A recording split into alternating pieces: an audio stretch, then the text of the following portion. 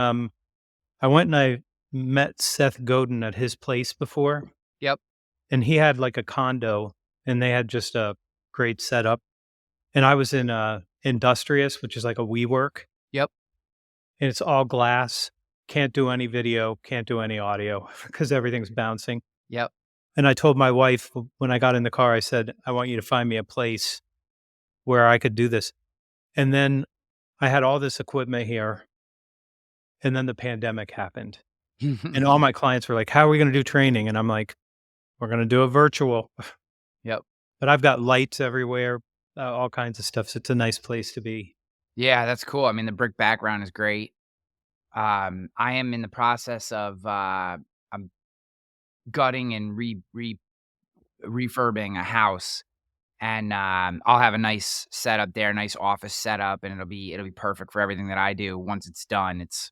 We're, like, halfway through it right now, so I won't be in until, like, January, and actually the basement and, kinda office studio and that kinda stuff won't be done probably until the spring, but, I since the last time we talked, I got divorced about 2 years ago, and, she kept the house, obviously. I shouldn't say obviously, but in an effort to, amicably remove myself from that situation, I did not fight for the house, we'll say, and, so Yeah. I've been living in an apartment for the last 2 years, which is fine, but, it doesn't lend itself super well to this kinda No, stuff. So, no.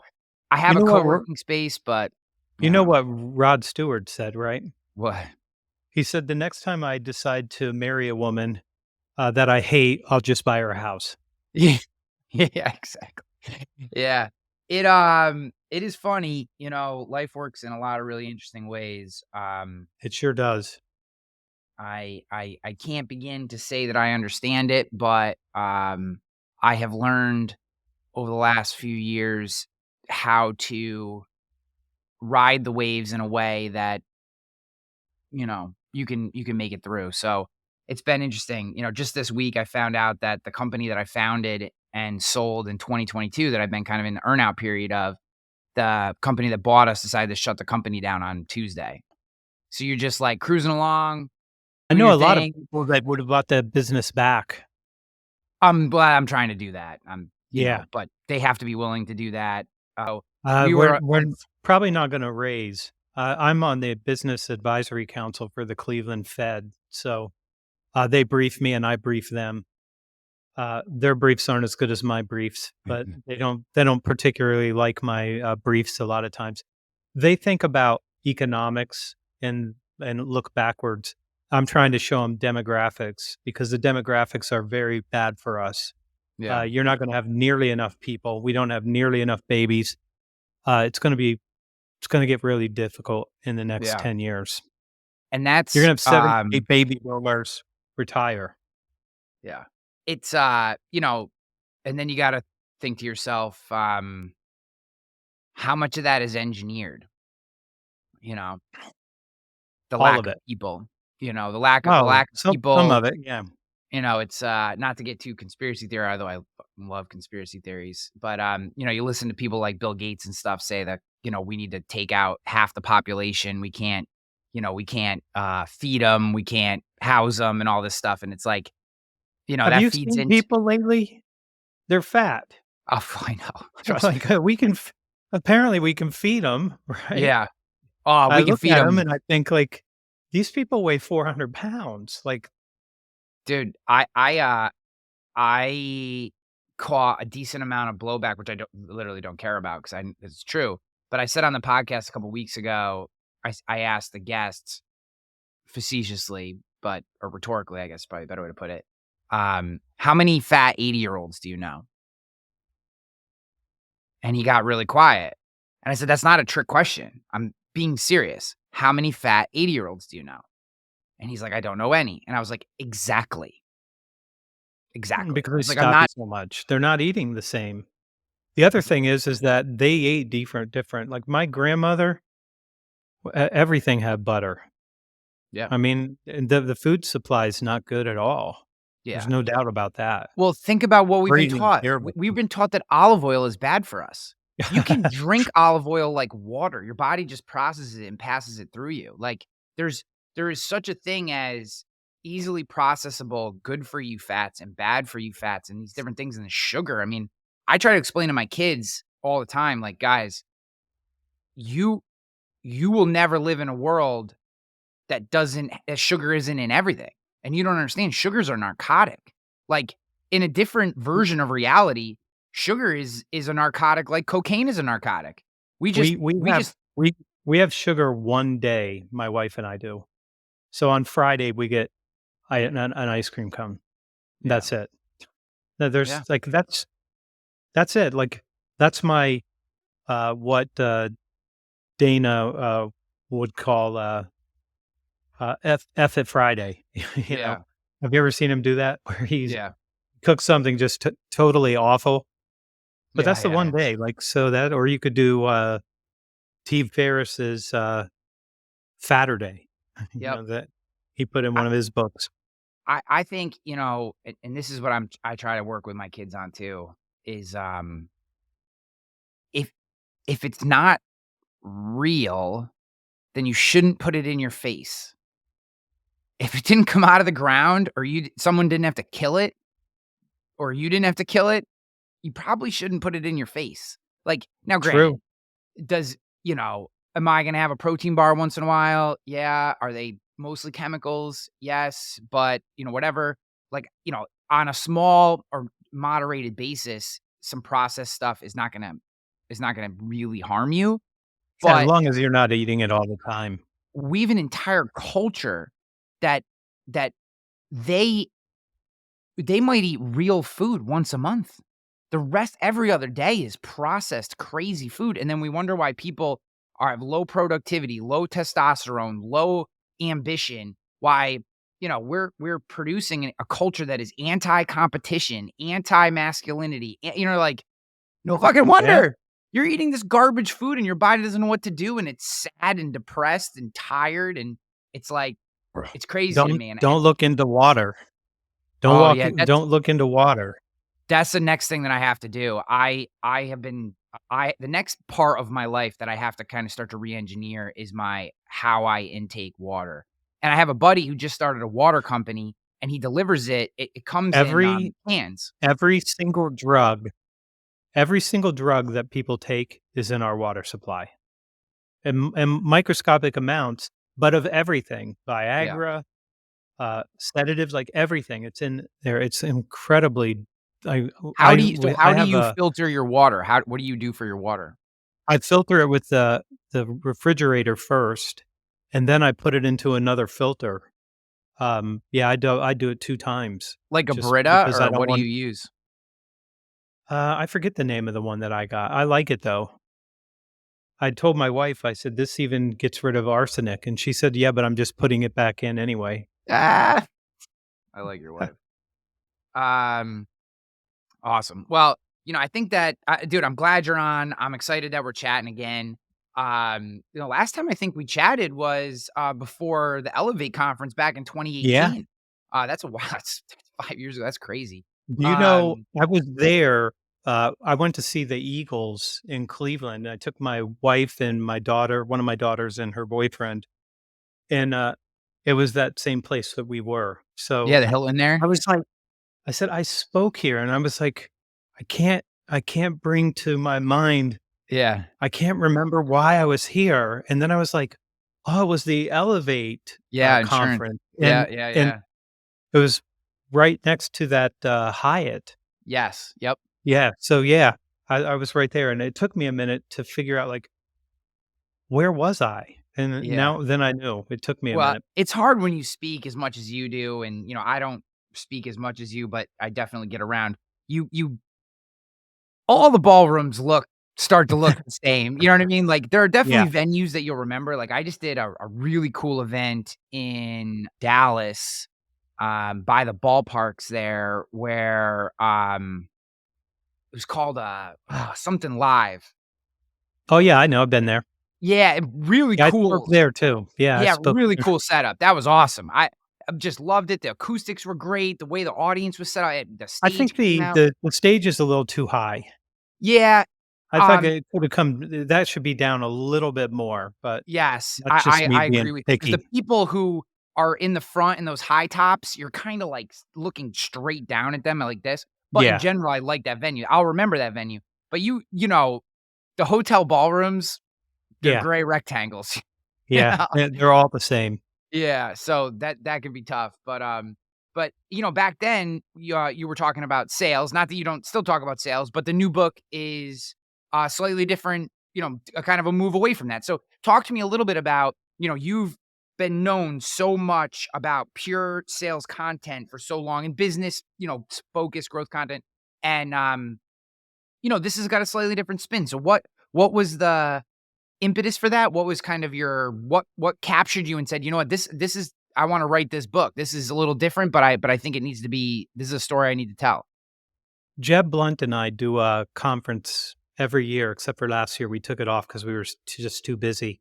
It's called the Outbound Conference, and it is for sales leaders and sales managers and salespeople. And Jeb is with Wiley. That's his publisher, and he brought Shannon, who was his acquisition editor, to Outbound, and it's an ambush. I mean, so I got ambushed. They're like, Yeah. "Hey, come over here in this room. We're going to talk about books."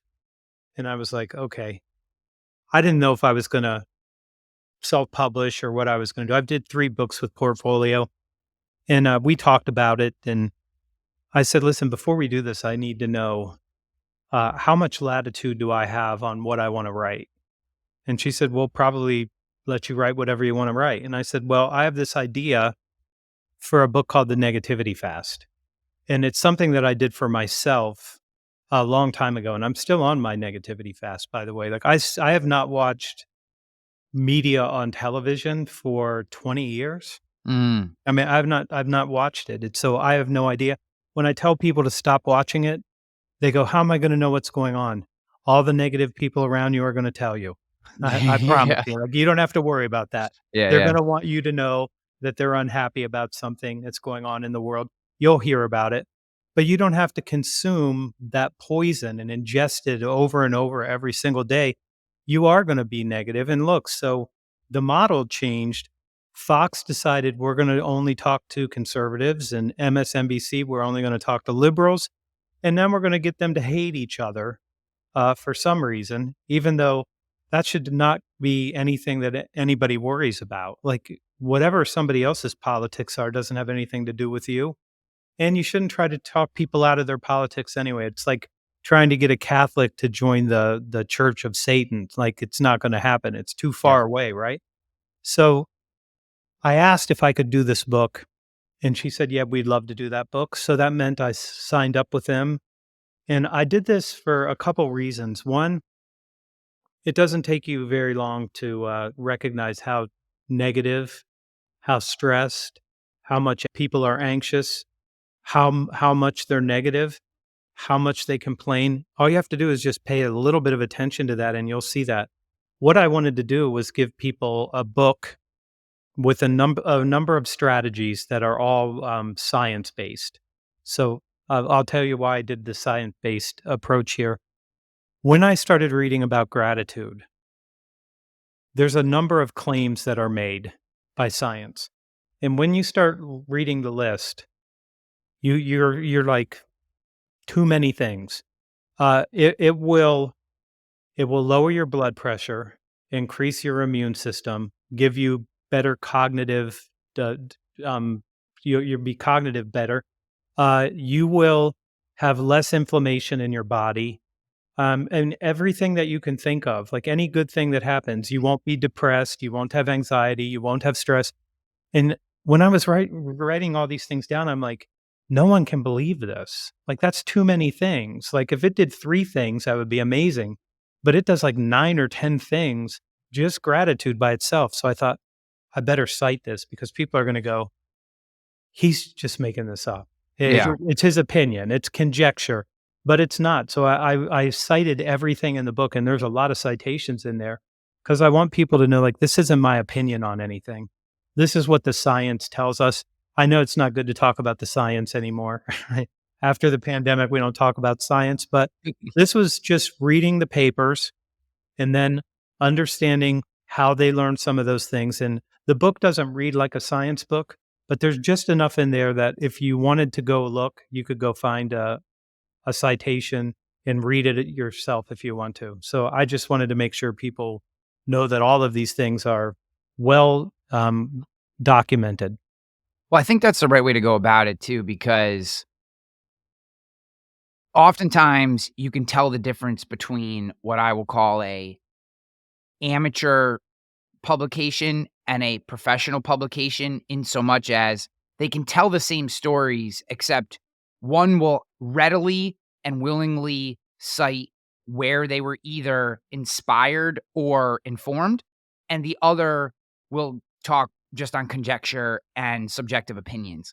Yeah, And that to me is a huge signal on whether you're getting a professionally published work or an amateur published work. So that feels like the right path to me always.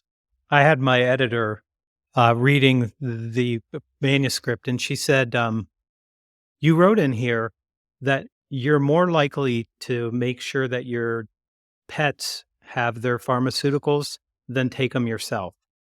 And she said, "That can't be true." And I said, It's true." And she said, "It can't be true. No, people are going to take theirs but more than they would give their pets their pharmaceuticals." And she goes, "How would you even know something like that?" I said, 2 years in a row, I spoke to 600 veterinarians, and they told me that. And then I gave her the citation. And I said, Yeah. "Here's a citation. Like, it's been cited. That is who we are. Like, we love our pets, and we don't take as good a care of ourselves as we should." And I think everybody would agree with that, right? Yeah. I think the same stat for your kids as well. If your kids have a medicine, you'll make sure your kids get it. If you Yeah, had the same exact medicine, you won't take it. right, Yeah. It's this odd responsibility to others where we will be completely we will treat ourselves horribly, yet do everything we can for the people that we care about. right. Yeah. That's right. I'm sure there's some, like, evolutionary biological reason for that, and probably a good reason, but it's definitely I've heard that before. I actually caught that from a, pet sitting conference that I spoke at a long time ago. I don't know the exact stat or percentage or whatever, but they were talking that the owners would give their pets better care than they give to themselves. Regular doctor's visits, etcetera. So I'd like to stay on gratitude specifically for a second because a lot of the work that I've been doing recently in my career has shifted from highly tactical to more of, we'll call it, human skills. And they often get classified by a lot of people as fluffy or things that are like luxuries to think about, like taking time to show gratitude or to just simply write down what you're grateful for. I think to many busy individuals, and I'm going to put busy in air quotes because I think that most of us are not as busy as we think we are. Um, that feels like like a luxury for people who have time. Sure, Anthony, I would love to spend 10 minutes writing down what I'm grateful for every morning. I'll do that when my career gets in order or my kids go away to school or when I get my XYZ under control, and they never make time for these things. I guess before we get into exactly why gratitude and in particular is such an important aspect of removing negativity from your life, how do you get people to actually slow down and find these moments so that they can do some of the things that are going to help them? I will give you and your audience the best possible advice that I can give you about gratitude. Martin Seligman is known as the father of positive psychology. When he went to Penn, I think, there was only negative psychology. So you need a pharmaceutical or you need a psychoanalyst or both. And that's how people thought about uh, pessimism and all of the negativity. And what he decided was that that's not a very good way to live your life. You should flourish, and we should flourish, and we should be happy. And one of the things that he did, he ended up on the cover of Time magazine. and he had an entrepreneur that helped build a website for them, and it was called Three Blessings. So if you're listening to this, you want to write this down. So it's really easy. You'll be able to remember it. Um, what you do is you write down three things that went well for you in the day. So at the end of the day, don't do it in the morning. Do it at the end of the day. What are the three good things that happened to you and why? And so if you do that for 2 weeks, every night before you go to bed, what Seligman said is that the people that did that were no longer stressed, no longer anxious, didn't have the same level of depression for as long as 6 months after doing that. So I've done this with one of my teams where we did it on Google Chat, and everybody put their three blessings down, and then other people would support those blessings. And I thought, well, we'll do that for a couple weeks. People are still doing it. They still want to write down the good things that happen. Now, you were if you have a journal and you write that down every night and you start stacking up the days that you do that, when you pick that journal up and you start looking back, you're going to go, Every single day, good things happen to me. Every single day, something good happens to me." Instead of what we have is called negativity bias. Mostly we're looking for the negative because we're Paleolithic people, that are now living in this world of accelerating, constant, disruptive change. And it moves faster. The rate of change is faster than we can process it. So people like Alvin Toffler, who wrote Future Shock in 65, said, if we don't get control over the rate of change, then we're going to have a massive adaptational problem in our for psychology, in our world, in every part of our lives if we don't get that under control. So now we just got AI, right? So it's like getting even faster, and the change will come even faster now that we have these things. So my opinion is we have to try to get control of that in our own life. And if you would do that exercise, Seligman said, comparing it to pharmaceuticals and psychoanalysis, analysis, it's more powerful than both. So this is something that you can do for yourself. And if you start stacking up all the good things that happen to you, you'll be surprised at how many good things happen to you every single day and every single week. And most of us are focused on the problems that we have and the negative parts. But you can beat that back some just by being grateful and writing down these things at the end of every day. So since my divorce, I have kinda I don't wanna say I have, reestablished faith in my life. I kinda got away from it while I was married, and, I was always I always had a strong faith when I was a kid and got away from it and then have come back to it. And what's really interesting to me is that, I don't I'm not a religious scholar, but certainly, my understanding of the Christian religions and the baseline on all those, just saying some prayers at the end of the night, just talking to God and thanking, simple prayers like thanking God for the food that you had and for the relationships that you had or the people that are in your life. Just saying 2 or 3 things like that before you go to bed, that's a practice that's been going on for, well, I mean, we'll say at least 2,000 years, if not much longer, depending on whether you believe Graham Hancock or not. And to me, it's like these are core things that, and I kind of want to move this into the rapid pace of change. What is it? It's I want you to get to the acronym and all that you talk about because I think that is what I'd love to focus the second half of our conversation on.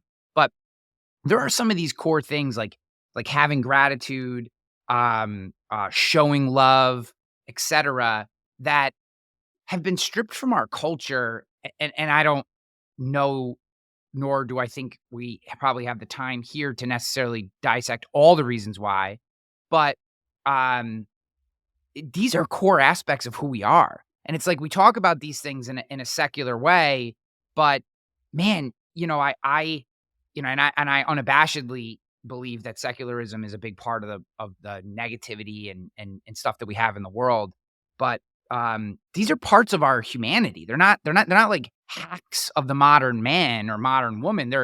These are core aspects of who we are. If we look back at all the we look, you could look at almost all the major religions that have lasted what does Joe Rogan say? Any religion that's been around for 2,000 years, there's probably something decent in there that you should follow. Like, they all come back to some of these practices that are just really core to who we are. It's been a little commercialized, but You in, you in you kind of may some not new ways, but it's core to us. you may not know this, but contemplative prayer is one way to reduce your anxiety, your stress, and your negativity. So that is a proven thing that Yeah. you know now that you're saying it, but I'm telling you that the science supports that. Like Yeah. it does. So it is supported by people who have studied it. So Yeah. yeah, that shows up in research as well. So I want to talk about AC/DC, the accelerating constant disruptive change. This Yeah, concept to me, and I'd really like to spend at least a large portion of the remainder of our conversation on this, because this is something that, man, I don't know how any of us are prepared for this, right? And like you right. said, with it, it's like every month a new technology comes out that moves the world even faster. And there's like, it's so difficult to keep up. And that in and of itself creates these anxious vibrations. So I'd love for you to break down the concept and kind of talk through some of this for us. When I was a kid, I played rock and roll, and I was a dead ringer for Bon Scott of AC/DC. Mhm. And now I have a different AC/DC. Um, I'm going to read this to you just because I can't remember all of the things that I Yeah, wrote yeah. here. But in the epigraph, Toffler said, the acceleration of change in our time is itself an elemental force. And he says, unless man quickly learns to control the rate of change in his personal affairs as well as in society at large, we are doomed to a massive adaptational breakdown. That was 1965 in a magazine called Horizon. That's Mm. how long he saw this way before anybody else. Yeah. Future Shock came out in 70. You know who Yuval Noah Harari is? Yeah, Sapiens Sapiens, and yeah. others, but yeah. He says this: our newfound knowledge leads to faster economic, social, and political changes.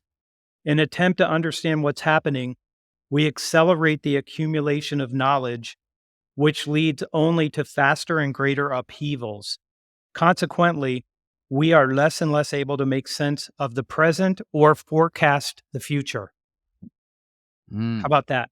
And then the last one I'll give you is Ray Kurzweil, who is the head of AI for Google. Mhm. Some people don't know who he is, but you know his work because he did optical character recognition. That's one of his patents. He also has the Kurzweil synthesizer. He said, from a strictly mathematical perspective, the growth rates will be finite, but so extreme that the changes they bring about will appear to rupture the fabric of human history. Okay, so this is where we are. You agree? Yeah. Yeah, this is where we are. It moves faster than we can keep up with it. And it isn't showing any signs of slowing down at all.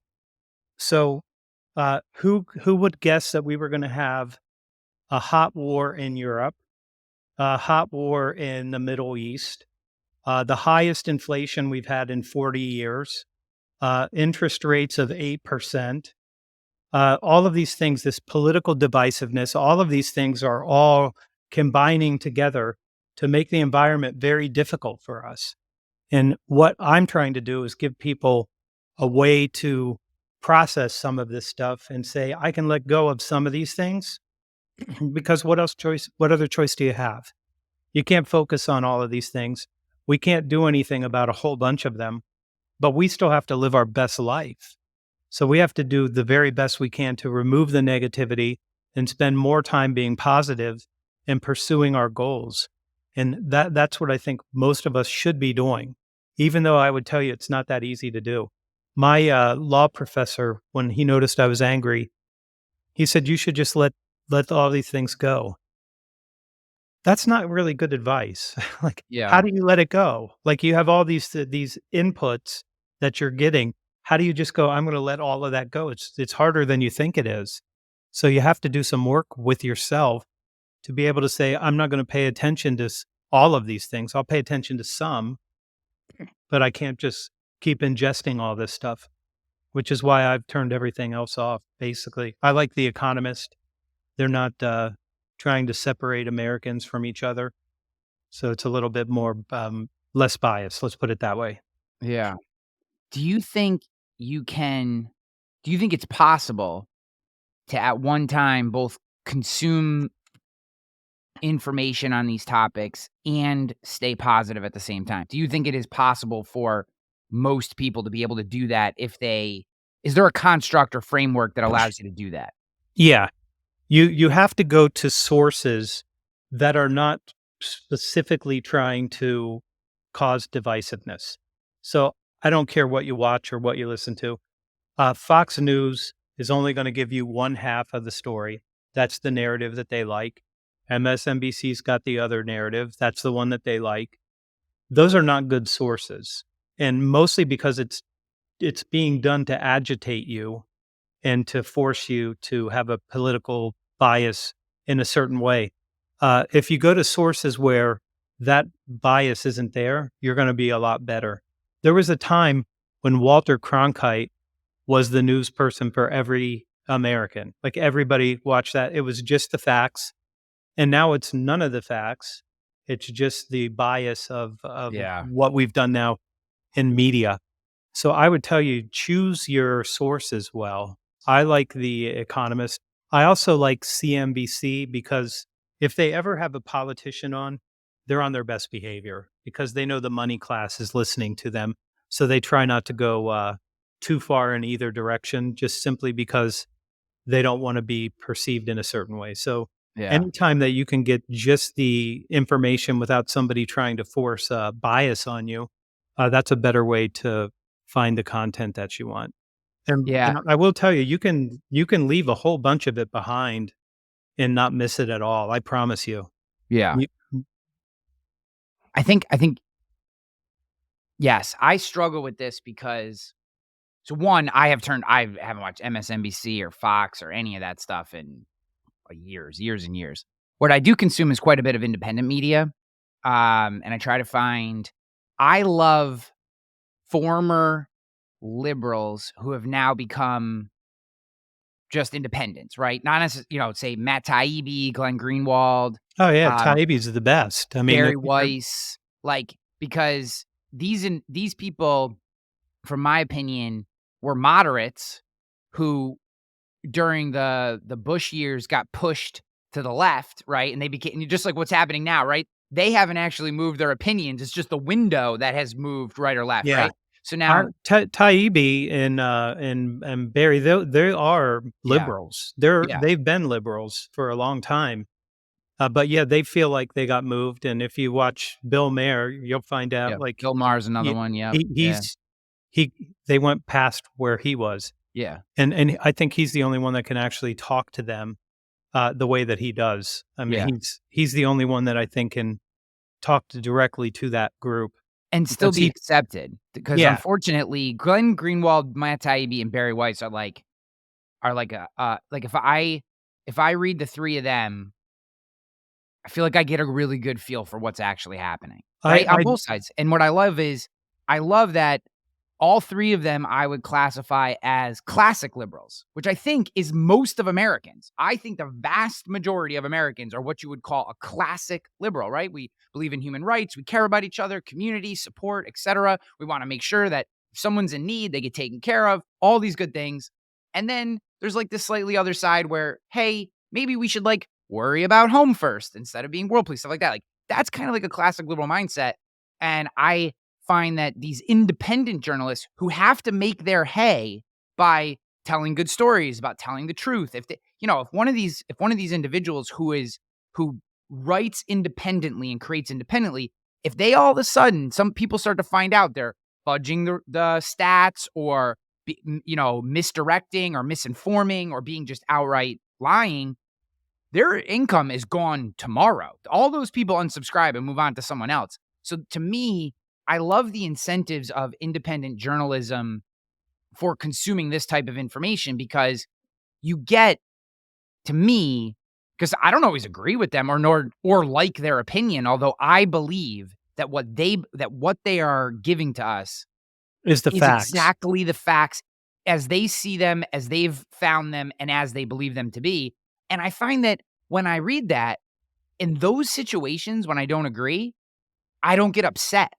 Where when I hear someone, say from MSNBC, who is literally just being fed what to say, and there's no, it is so, wordsmithed and gobbledygooked and all this kind of nonsense. You're just like, I could agree with you, and what you're saying is making me mad. It's just that honesty factor or authenticity factor, I guess, however you wanna say it, that definitely, even when you don't agree, if you believe the person is being authentic, it seems to not make you as upset as it does if you, Well, uh, it's if you feel like the person is lying to you. Taibbi's not trying to agitate you. Yeah. Yeah, so he's not trying to divide anybody.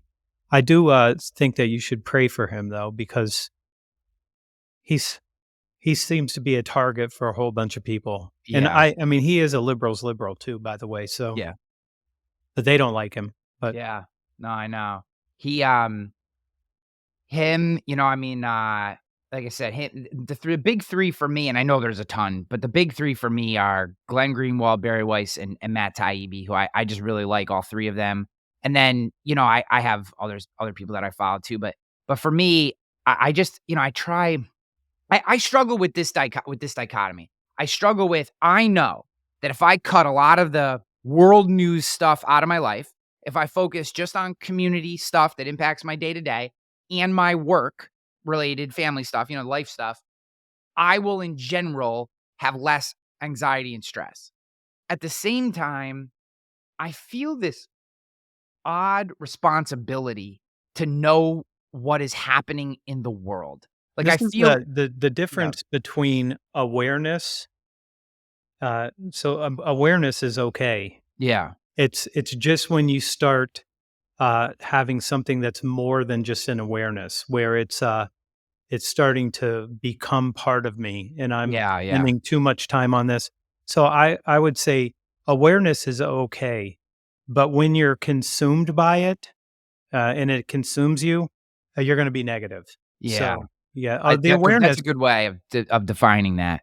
I Um, I know that the things are going on in the world, but I'm not gonna spend a whole bunch of time, being negative about it. Uh, these things the world has been turning and burning for 4.8 billion years. yeah. It's gonna keep burning and turning, so, we're here for a short time, and I would say it's shorter than most people think. The average in the United States right now is, 4,108 weeks, so that's about 78.2, and the reason it keeps going down is because of suicide and fentanyl. Those are the 2 things that are keeping that number down, so you'll probably live longer than that. But when I tell people you have 4,108 weeks, they get upset with it. Some people are like, "That's just morbid that you know that number." And then I have something I call it's called countdowns, and I have a guess at where I'm gonna, leave the earth, and, I think I have, like, a little 1,300 weeks, and people say, "That's morbid." No, you know what's morbid? Not knowing. Yeah. Not knowing how short this is, and then spending your time being negative and pessimistic and cynical and skeptical, you can do a lot better than that. So I think I try to give people the understanding. We complain all the time. And then I have to ask people, have you ever had ice cream? It's pretty good, right? Uh, Pizza, children, dogs, coffee. I mean, there's a whole bunch of things. It's good here. Yeah. I'd stay forever if I could. Yeah. But Yep. if you might as well start saying, I should be grateful for all these things that I have here because at some point it goes away. Yeah. I couldn't agree with you more. Um, One of the things that I've been, writing a lot about in my newsletter and talking about, like, on Instagram and stuff is this idea of, preparation. And I don't mean prepping like building a bunker in the ground. What I mean is, like, preparing your mind, your body, your Yep. mentality, your emotions, your relationships for bad things to happen. 42, soon to be 43, enough life experience and seen enough, shitty things happen as so many. I don't know that I have more than other people, just had enough to know that far too many of us go through life without intent, without properly preparing physically, mentally, etc. And then something bad happens. We lose a family member, an act of violence. We lose a job, right? Like I mentioned before we went live that um, the day before we recorded this, the company that I founded 3 years ago was shut down by the company that bought it, right? Shocking. Um, I'll be honest with you, I've done so much emotional and mental preparation and physical preparation that took me about an hour to pull my kind of let it sink in, let it marinate, went to the gym, did some deadlifting, and back to business. What are we doing next? Here we go, right? Right. And I guess my point in saying this is that if you are consumed by negativity and you are always thinking about the future and how negative it is and how all this bad stuff is gonna happen, you're not preparing yourself for when that stuff actually does happen. You're living that time could be spent reading a great book, fasting from negativity, going for a walk, building a deeper relationship with your spouse or a friend or a mentor or a partner, and getting yourself in a position that when that bad things happen, we can weather it. Instead, we let our life blow up when a bad things happen. We fall to the floor and we're a complete mess. And then we go, Anthony, what do I do? I need to pull my life together. And it's like, how about you get your life together before the bad thing happens? Yeah. And, I think that this idea of a negativity fast and negativity in general and how we allow it to permeate our mental and even our spiritual and physical lives, to me, this is an incredibly important aspect of that preparation. And I love that you've written this book, and I love that we're talking about this topic right now. It's a worthwhile topic. When you are deadlifting, it's impossible for you to be negative Yes. Yep. because you're breathing too hard. The reason that people sometimes feel bad is because they're holding their breath. And once you start, like if you run or deadlift or do any kind of something physical, gardening, anything, once you start taking the pressure off of your diaphragm, you're going to feel better almost immediately. Yeah. If you're ever really angry, go run and see how long it takes before you're not angry anymore. Yeah. Once that you start breathing again, it goes away really fast. Those are like just simple things that people could do. Uh, I want to start doing that in when I'm doing speeches and just ask somebody to go ahead and go ahead and run around the I like it. yeah, and let's see if you're angry after that because you won't be. It's impossible. So I hate running. I know how important it is. I hate it. What But you're I've done deadlifting. That's Yeah, what good. I've picked up instead is boxing. I'm not, like, sparring yet, but, although there's this part of me, the competitive side of me wants to see how I can do, although I don't know how many shots in the head I should be taking at my age. But, 0. yeah, 0 is probably the correct answer, although, having played football for so long, I'm sure there's enough damage in there that, what could happen. What'd you But play? What? What'd you play? I was a middle linebacker. Oh, yeah. Yeah, yeah, yeah. My career ended in a game that ended my senior year. We were in the sectional semifinal game against a school that was way bigger than us and had every right to dominate us, which they did. But, I was an all conference first team conference all middle linebacker. I loved football was my number one sport and what I was the best at. I ended up playing baseball in college, but football was my love. I loved football. And I loved defense, and particularly I loved the position I played. I loved the linebacking position. I just loved it. So you got good football IQ. Yeah, so I accept in this moment, they ran a counter and I was all over it. I had it dead to rights. I saw the misdirection, I saw everything, except I didn't see the fullback. I thought the fullback went with the play, went with the misdirection, right? Except he didn't. He took a step to the left and then he came back across the pulling guard. So people don't understand how this play works. Everything goes to defense right. So our rip, our right side, everything moves to that side. And the running back fakes that way. And then he comes back and it's kind of like a naked run. Usually that's how a counter works. Or, maybe they pull a guard. They didn't in this case. So I see all this motion. I see the guy hesitate and I know exactly what the play is. And I'm like, I got this guy dead to rights. So I come around the line and I'm just kind of strafing and I'm going to light this guy up. Except I didn't also realize that the fullback was part of the counter as well as a lead blocker. I came around the corner and it was just boom, lights out. Woke up on the sidelines, laying down on the bench, giggling to myself because I'm high as hell after this fucking concussion that I just got. And it was game over. Went to the doctor the next week and he's like, yes, just so you know, every contact sport that exists from now on, you will no longer be playing. And I was like, Yeah. that was it. That was the end of the career. So unfortunately, the sparring is probably out for me. But that being said, to your point, anything that basically an entire boxing training, I just don't do the sparring. But as soon as you elevate your heart rate to the point where your brain, it can't focus on anything else. It's like meditation. It's like other things.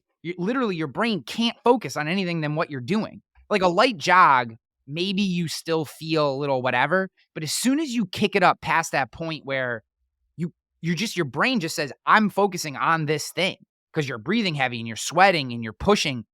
And like you said, it's like hitting for those who are old enough to remember, for me, it's like, remember how like you used to play Contra on Nintendo and it would freeze every friggin' time you played and the only thing you could do was hit the reset button? That's what it was. Like your brain locks up with all this negativity and anxiety. And like these activities are like hitting that reset Oh, button and yeah. allowing everything to break free. That, and even just if people would hydrate, they'd feel a lot better. Yeah. Yeah. If they ate a little chicken and salad instead of, going through Wendy's or something like that, they'd feel a lot better too. Yeah. Like, Yeah, there's I a agree. whole bunch of factors that we could all look at. Yeah. Well, I want to be cognizant of your time and that of the audience, and I'd love to hear like um before we get to like where everyone can get the book, and we'll obviously have it linked up in the show notes and all that stuff. Like, just if someone's listening to this and they're like 100%, I'm gonna go get the book. I'm gonna read. What's like, is it gratitude? Is it slowing down? Like, is it just turning off these things? If you just had one thing, you had 10 seconds someone comes up to you at a conference, shakes your hand, says, Anthony, I friggin' love it. What's the one thing I should do to get the, what's the 5% activity that gets me the 95% result when it comes to negativity in my life? What would you say? Gratitude's gotta be number 1. Gratitude. The other one I would give you is my, younger brother's a comedian, and if you go see him, I'm not responsible for any of your hurt feelings, just so you know. So I'm telling you that. That's my disclaimer. He drives around from place to place and does, comedy all over, basically the world, and he's always unhappy with the way people drive. And then one day in Florida, some guy was just driving erratically and trying to jump in front of him, and he looked at this guy's face, and he realized this guy was under some sort of duress. And I said, "Well, how did you know that?" And he goes, "'Cause I knew what he was feeling at that moment. He needed to get to a bathroom." And I told him, like, "Go, you can go, go." And he's yelling the guy at the with his window down in his Cadillac. And I'm like, "How do you know that the guy had to get to a bathroom?" And he goes, "'Cause it happens to me all the time." Now, what he did was he lied to himself. Like, he made a lie up, and now he decided, instead of believing this guy's got road rage, that he's just trying to get to a bathroom as fast as he can.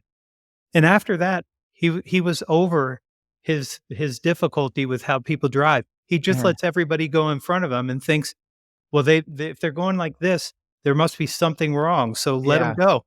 And I'm Yeah. like, "That's an amazing strategy." Yeah. And it comes from a guy named Albert Ellis who did therapy, cognitive behavioral therapy. And what he says is there's an activating event, and then there's your belief about it, and then there's the consequences on how you respond to that. All you have to do is change the belief. So if you go, that person's got road rage, you can go, their kid is sick at home. He's trying to get home to get his kid so he can take him to the doctor. I mean, you can lie to yourself that way. It's a lot better than being angry. Yeah. I love that. That to me I don't know if you heard of Chris Williamson. He does the Modern Wisdom podcast. No, I don't know it. Doesn't matter. Great podcast. Got a lot of great guests. But just a guy I listen to, and he always talks about reframing. Like his thing is like Yeah. reframing, and what you just described, and I love it. In my opinion, is a way of taking a situation, and it could be, look at this jerk. He cut me off. He doesn't respect me. What's wrong with people today? Or that dude's got to go take a dump. I'm gonna let him go because Yeah. why would I get in the way of that? Don't hold him up. Yeah, Yeah, right. I got a chapter on reframing, but it's not for the little things. It's for having 2 brain surgeries and having a piece of your brain cut off. And then instead of deciding that I had a trauma and that I was gonna do something bad for me, I went to college, law school, and Harvard Business School for over 9 years after that. And the reframing for me was, I'm a scarecrow. Like Dorothy's scarecrow, I need a Yeah. brain. So I went and I worked on my brain, and I'm a better person for doing that. I think if you look for what good thing happened out of that negative thing, you can get post-traumatic growth syndrome. Ooh. There's only 3 significant papers on that, but people are looking into it now because we know it exists, and we're gonna start figuring out how to help people have that experience instead of a post-traumatic stress Oh, I disorder. love that. So, yeah, so it's if you can find meaning in that suffering, then, it can change how you feel about those events that happened to you. Ah, perfect way to end it, my man. Dude, I appreciate the hell out of you. I love every chance that we get to talk. We have great conversations. The book, I'm assuming Amazon, all the major book publishers everywhere. Awesome. I will have it linked up in the show notes for everybody. You can also go to thesalesblog.com. You'll find all the books that Anthony has, all his work, his training programs, all the great stuff. That's another awesome place. Which social media, where else should they connect with you if they're looking for a LinkedIn place to is follow good, you? and if you buy the book, I've got a really nice workbook that I can give you. Yep. So if you just go out to LinkedIn and you say, "I bought your book, can you give me the workbook?" I'll make sure you get it. Yeah. Awesome. Dude, I appreciate you. I wish you nothing but the best. Thanks for doing this work because this is an incredibly important topic in our time. I love the way you're putting it together. And I hope everyone listening goes out and gets a copy and starts to work on these things. And then I absolutely, positively, 100% recommend following Anthony's work. It's incredible. He was a speaker at Elevate 2018. And I've been an enormous fan of his work and a follower and reader of all his books for probably more than a decade now. So, my man, appreciate you. Thank you so much for being on the show. Thanks for having me on. I'm going to Shaboom!